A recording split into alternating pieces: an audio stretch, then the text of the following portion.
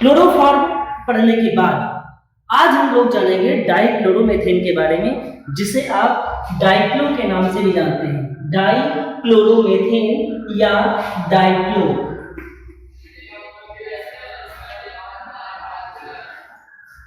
कैसे बनाते हैं सबसे पहले जान लेते हैं। इसको आप मेथेन और क्लोरीन की अभिक्रिया से बना सकते हैं। CH4 और क्लोरीन की अभिक्रिया करा दें Cl2 सनलाइट के प्रेजेंस में, तो CH3Cl सेम कंडीशन में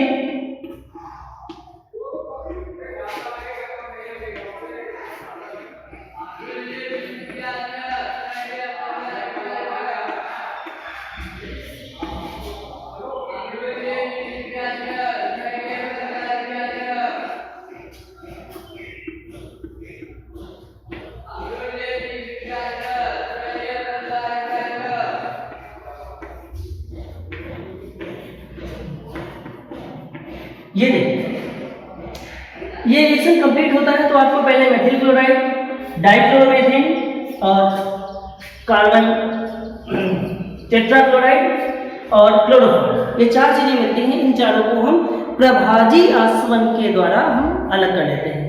बनाने के लिए एक तरीका और है कि जब आप फॉर्मल्डिहाइड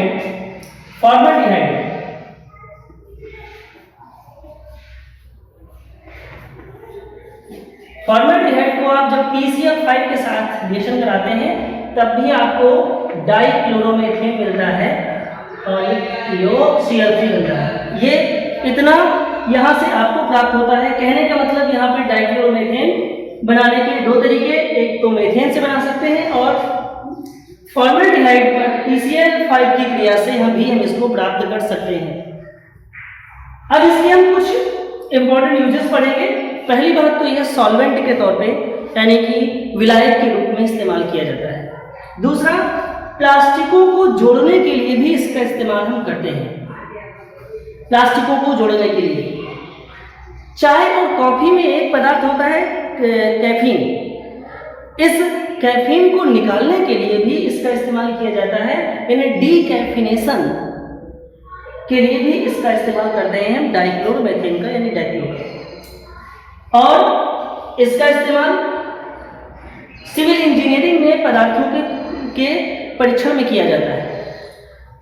तो ये कुछ खास इसके उपयोग हो गए, लेकिन इसके साथ में इसके कुछ हानिकारक प्रभाव भी हैं। जैसे कि यदि ये त्वचा में पड़ जाए तो त्वचा के टिश्यू को डिसॉल्व करने लगता है, गलाने लगता है, जिसके कारण हमें जलन महसूस होती है। और यदि कोई प्रभाव है, यदि ये शरीर के अंदर पहुंच जाता है तो ये कार्बन डाइऑक्साइड में मेटाबोलाइज हो जाता है और कार्बन मोनोऑक्साइड में कन्वर्ट हो जाता है। और कार्बन मोनोऑक्साइड में कन्वर्ट होने के कारण ये हमारे तंत्र पर, आंखों पर बुरा प्रभाव डालता है और एम्ब्रियो को भी नष्ट करने का कार्य करता है ये डाइक्लोरोमेथेन। तो इसके हानिकारक प्रभाव ज़्यादा है और हालांकि उसके साथ साथ कुछ लाभदायक प्रभाव भी हैं। एक छोटा सा शॉर्ट नोट आता है कि डाइक्लोरोमेथेन पर एक संक्षिप्त टिप्पणी है, डाइक्लोरोमेथेन क्या होता है। ठीक है, तो इतना इसमें नोट रखिएगा। डाइक्लो के बाद एक और छोटा सा शॉर्ट नोट है जिन्हें हम फ्रेयांस कहते हैं। इंटरमीडिएट में बहुत पूछा जाता है फ्रेयांस क्या होते हैं। फ्रेयांस क्या होते हैं? मेथेन और एथेन के क्लोरो-फ्लोरो डेरिवेटिव को हम फ्रेयांस कहते हैं। इसके मेथेन और एथेन, इनके जो क्लोरो-फ्लोरो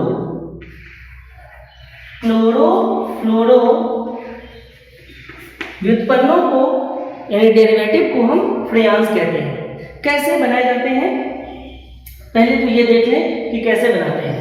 कार्बन टेट्राक्लोराइड CCl4 पर हम एंटीमनी ट्राइक्लोराइड SbF3 एंटीमनी पेंटाफ्लोराइड की उपस्थिति में जब हम इसको रिएक्शन कराते हैं तो हमें CF2Cl2 प्लस SbCl3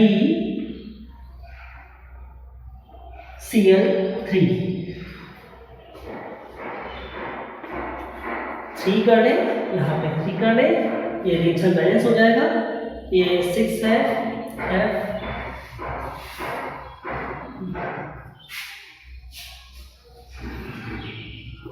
2, ये रिएक्शन बैलेंस है। ये तो ये क्या है, फ्रेयान से, इसे बोलेंगे डाई फ्लोरो